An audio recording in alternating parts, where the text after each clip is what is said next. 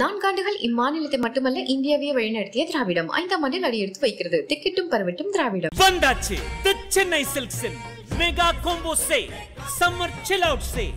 ஊடக வரலாற்றில் முதன்முறையாக IBC பக்தி விருதுகள் 2024 பிரம்மாண்ட பக்தி திருவிழா. அனுமதி இலவசம். ஆபரேஷன் சிந்தூருக்கு பதிலடியாக பஞ்சாபை தாக்க பாகிஸ்தான் ராணுவம் முயன்று அதனை இந்தியா முறியடித்த தகவல்கள் வெளியாகியிருக்கின்றன.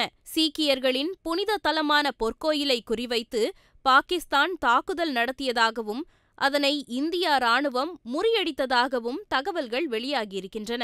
பஹல்காம் தாக்குதலுக்கு பதிலடி கொடுக்கும் வகையில் பாகிஸ்தான் மற்றும் பாகிஸ்தான் ஆக்கிரமிப்பு காஷ்மீரில் உள்ள தீவிரவாத நிலைகள் மீது இந்தியா தாக்குதல் நடத்தியதற்கு அடுத்த நாள் இரவு வட இந்தியாவின் பல ராணுவ நிலைகளை பாகிஸ்தான் குறிவைத்திருக்கிறது.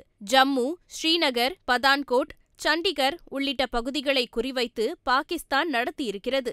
எல்லை கட்டுப்பாட்டு பகுதியில் எல்லை தாண்டி பாகிஸ்தான் நடத்திய தாக்குதலில் 3 பெண்கள் 5 குழந்தைகள் உட்பட 16 பேர் கொல்லப்பட்டிருக்கிறார்கள். இந்த தாக்குதல் முயற்சியின் போது இந்தியா போல் அல்லாமல் மக்களின் குடியிருப்பு பகுதிகளை குறிவைத்திருக்கிறது பாகிஸ்தான். பொற்கோயில் மீது விமானம் மூலம் தாக்குதல் நடத்தப்பட இருந்த சூழலில் பொற்கோயிலுக்கு சில கிலோமீட்டருக்கு முன்பு அந்த தாக்குதலை நடுவானில் முறியடித்திருக்கிறது இந்திய விமானப்படை.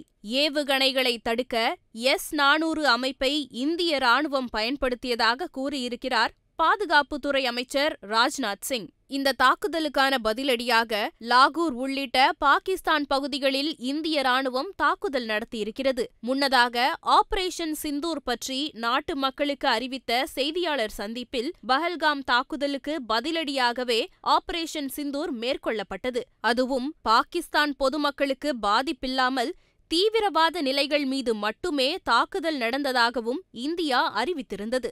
அதன் பிறகு மற்ற நாடுகளின் பிரதிநிதிகளுடன் இது குறித்து பேசிய தேசிய பாதுகாப்பு ஆலோசகர் அஜித் தோவல் இந்த தாக்குதலை அடுத்த நிலைக்கு எடுத்துச் செல்ல விரும்பவில்லை என்றே கூறியிருந்தார். அதே நேரம் பாகிஸ்தான் பதில் தாக்குதல் நடத்தினால் நாங்களும் தாக்குதல் நடத்த வேண்டியிருக்கும் என்பதையும் தொடர்ச்சியாக சொல்லி வந்த நிலையில் பாகிஸ்தான் தாக்குதலை தொடர்ந்து ஆபரேஷன் சிந்தூர் இன்னும் முடியவில்லை என பாதுகாப்புத்துறை அமைச்சர் ராஜ்நாத் சிங்கும் அமைச்சர் கிரண் ரிஜிஜுவும் அறிவித்துள்ளனர். இந்தியா இதனை அடுத்த கட்டத்திற்கு எடுத்துச் செல்ல விரும்பாத நிலையில் எங்களை சீண்ட வேண்டாம் என வெளியுறவுத்துறை அமைச்சர் ஜெய்சங்கரும் எச்சரித்திருக்கிறார். இரு நாடுகளையும் போர் மேகங்கள் சூழ்ந்திருக்கின்றன.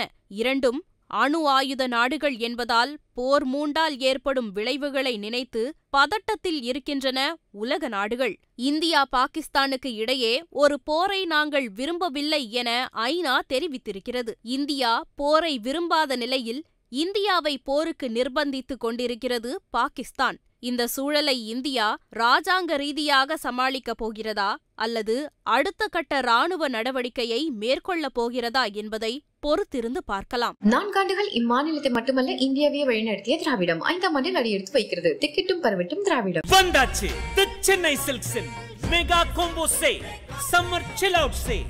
ஊடக வரலாற்றில் முதன்முறையாக IBC பக்தி விருதுகள் 2024 பிரம்மாண்ட பக்தி திருவிழா. அனுமதி இலவசம்.